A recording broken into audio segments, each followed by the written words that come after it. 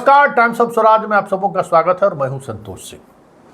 और आज हम टाइम्स ऑफ स्वराज में बात कर रहे हैं कि संघ और बीजेपी लगता है ये निर्णय ले लिया है कि किसी भी परिस्थिति में इस देश में राजनीति की दिशा जिस और बढ़ रही है उसमें बैक गियर नहीं लगने देना है, चाहे इसके लिए सत्ता में रहें या सत्ता में ना रहें। जी हाँ, हम बात जातीय जनगणना की कर रहे हैं या बिहार सरकार के शब्दों में कहें तो जातीय सर्वेक्षण की कर रहे हैं। इस मामले में शुरुआती दौर से अगर आप देखें तो कोर्ट में ये मामला गया। हाई कोर्ट ने शुरुआती दिनों में स्टे लगाया, फिर उस स्टे के खिलाफ सुप्रीम कोर्ट गए लोग, सुप्रीम कोर्ट ने फिर हाई कोर्ट भेजा। हाई कोर्ट में सुनवाई हुई, लंबी बहस हुई और उस बहस के बाद हाई कोर्ट ने निर्णय दिया कि सरकार का ये फैसला सही है। उस फैसले के खिलाफ लोग सुप्रीम कोर्ट पहुंच गए। लेकिन इस बीच जदयू और आरजेडी की ये पूरी कोशिश रही कि ये जो जातीय जनगणना को लेकर जो कोर्ट में बहस चल रहा है या कोर्ट में के जो पिटिशनर है वो सारे के सारे भाजपा के पदाधिकारी हैं, भाजपा से उनका रिश्ता है। तस्वीर जारी करने लगे कि किस तरीके से अमित शाह के कार्यक्रम में है, देखिए किस तरीके से बिहार के नेताओं के साथ इनका रिश्ता है। तो वो चीज़ें सारी चली आ रही थी कि इसके पीछे भाजपा है। हालांकि भाजपा इस बात को लेकर डिनाई करती थी कि नहीं, सरकार कोर्ट में प्रे नहीं ठीक से कर रही है इसलिए सरकार हार जा रही है। लेकिन चलिए, हाई कोर्ट से ये फैसला आया, हाई कोर्ट ने उसको कह दिया कि ये संविधान सहमत है, तो उसके खिलाफ ये लोग सुप्रीम कोर्ट चले गए। इस बार सुप्रीम कोर्ट में थोड़ी होशियारी दिखाने की इन्होंने कोशिश की कि एनजीओ के नाम पर इन लोगों ने सुप्रीम कोर्ट में फाइल किया कि एक एनजीओ की संस्था का कि भाई ये गैर संवैधानिक है, इन पर रोक लगानी चाहिए। हालांकि पहले दिन से सुप्रीम कोर्ट का इस मसले को लेकर जो एटीट्यूड रहा है वो पिटिशनर के पक्ष में कभी नहीं दिखा। पहली सुनवाई में ही उन्होंने कहा कि रोक लगा दिया जाए। सुप्रीम कोर्ट ने रोक लगाने से इनकार कर दिया, कहा कि नहीं, रोक नहीं लगेगी। दूसरी सुनवाई में उनके वकील ने कहा कि ये सुनवाई आपकी चल रही है और बिहार में जो है इन्होंने शुरू कर दिया है, फिर से रोक लगाने की मांग की, उनकी मांग को उन्होंने खारिज कर दिया। तीसरी सुनवाई होनी थी तो उसमें सरकार का पक्ष होना था, सरकार ने अपना पक्ष रखा और आज जजमेंट की उम्मीद की जा रही थी कि सुप्रीम कोर्ट इस मसले में अंतिम निर्णय सुनाएंगे। लेकिन अंतिम समय में इस मामले में केंद्र सरकार ने हस्तक्षेप कर दिया। सॉलिसिटर जनरल तुषार मेहता खड़े हुए और उन्होंने कहा कि इस मामले में भारत सरकार भी अपना पक्ष रखना चाहती है और तो इस वजह से हमें समय चाहिए। तो 1 सप्ताह का समय उन्हें दिया गया है। इस मसले के सामने आने के बाद कई तरह की बातें चर्चा होने लगी है कानूनविदों के बीच। इसमें 2 ही स्थिति हो सकती है, या तो बिहार सरकार के इस फैसले के साथ भारत सरकार भी खड़ी दिखेगी, या नहीं तो फिर भारत सरकार का इस पर अलग स्टैंड आ सकता है। जानकार का कहना है कि अगर सहमति रहती तो इस मामले में सॉलिसिटर जनरल को खड़े होने की ज़रूरत नहीं थी, या सॉलिसिटर जनरल को सिर्फ इतना भी कह सकते थे कि बिहार सरकार के इस फैसले पर भारत सरकार को कोई आपत्ति नहीं है, ये सीधे तौर पर कह सकते थे। लेकिन उन्होंने समय लिया है जवाब देने के लिए, और जो इस प्रक्रिया को करीब से देख रहे हैं वो और जिस तरीके से सॉलिसिटर जनरल उपस्थित हुए वो दिखा रहा है कि केंद्र सरकार इस मामले में अपना पक्ष रख सकता है और बिहार सरकार के इस निर्णय पर सवाल खड़े कर सकते हैं। जैसे ही ये बातें सामने आई, स्वाभाविक तौर पे जदयू और आरजेडी दोनों हमलावर हो गया। जरा सुनिए जदयू के राष्ट्रीय अध्यक्ष ललन सिंह क्या कह रहे हैं। और यह गणना राज्य सरकार करा रही थी। प्रत्येक जाति की गणना हो जाए और उसके साथ साथ राज्य सरकार जो आर्थिक रूप से संपन्न नहीं है, जो आर्थिक रूप से भी पिछड़े हैं, उनकी भी गणना करा रही। और राज्य सरकार की यह मंशा है कि अगर राज्य का सर्वांगीण विकास होना है, राज्य को प्रगति पर ले जाना है, तो सभी को ध्यान में रख के योजना बनानी पड़ेगी। और इसी को ध्यान में रख के राज्य सरकार जाति आधारित गणना करा रही है। भारतीय जनता पार्टी वोट मांगने के लिए तो इस देश के आदरणीय प्रधानमंत्री जी ये कहते हैं कि हम अति पिछड़ा है, हमको वोट दे दीजिए, और जब काम करने का सवाल होता है तो अति पिछड़ा विरोधी हो जाते हैं, गरीब विरोधी हो जाते हैं। तो जब ये जातीय गणना शुरू हुई तो पहला पटना हाईकोर्ट में पीआईएल करवाया भारतीय जनता पार्टी ने पर्दे के पीछे से। जब पटना हाईकोर्ट ने उन सभी याचिकाओं को खारिज कर दिया तो मामला सुप्रीम कोर्ट में गया। सुप्रीम कोर्ट में भी बड़े बड़े वकील जो इस देश के पहले अटॉर्नी जनरल रहे इन्हीं मोदी जी की सरकार में, गुजरात के ही हैं श्री मुकुल रोहतगी जी, वो पिटिशनर की तरफ से खड़ा हुए। सर्वोच्च न्यायालय ने कहा कि इसमें स्टे देने का सवाल ही नहीं होता है, स्थगित करने का कोई प्रश्न ही नहीं, आप बहस करिए।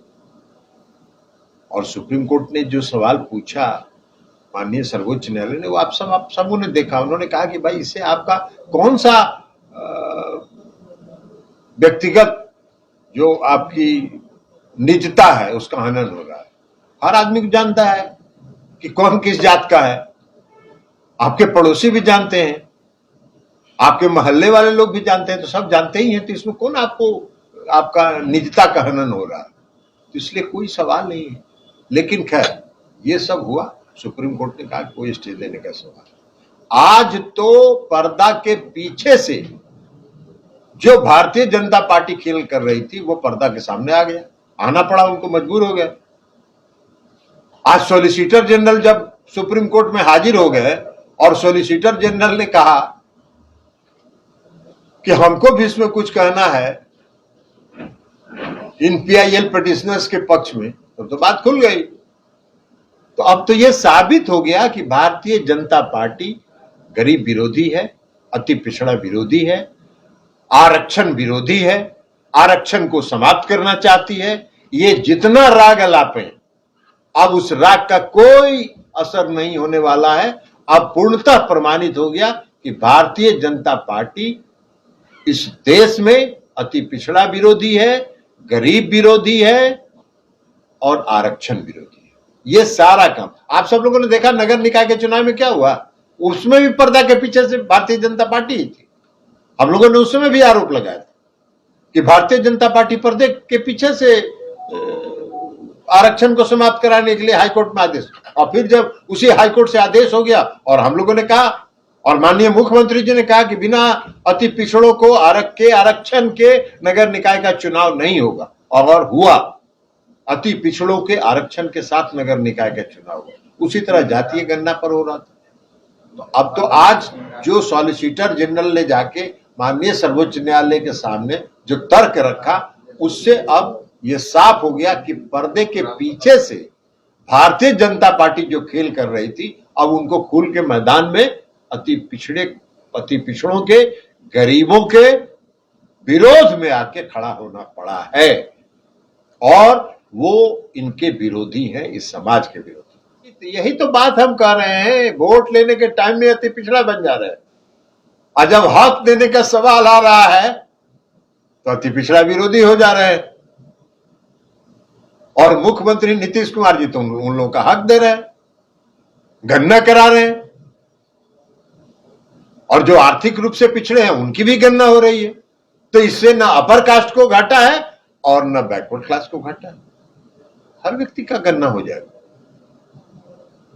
24 से पहले क्या बीजेपी को डर हो गया है क्या कि वोट बैंक शिफ्ट हो जाएगा? अरे बीजेपी को डर क्या, बीजेपी डर के ही रहती है, वो पर्दे के पीछे से खेल करती है, सारा काम वो पर्दे के पीछे से। लेकिन अब पर्दे के पीछे से उनको आगे आके मैदान में अब खुल खेलने का मौका मिला है। और अब ये साबित हो गया अति पिछड़ों के नजर में कि भारतीय जनता पार्टी का दो चेहरा है,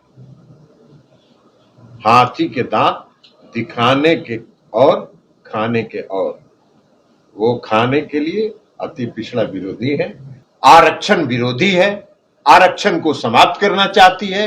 ये जितना राग अलापे आज तो पर्दा के पीछे से जो भारतीय जनता पार्टी खेल कर रही थी वो पर्दा के सामने आ गए। वोट लेने के टाइम में अति पिछड़ा बन जा रहे हैं, और जब हक देने का सवाल आ रहा है तो अति पिछड़ा विरोधी हो जा रहे हैं।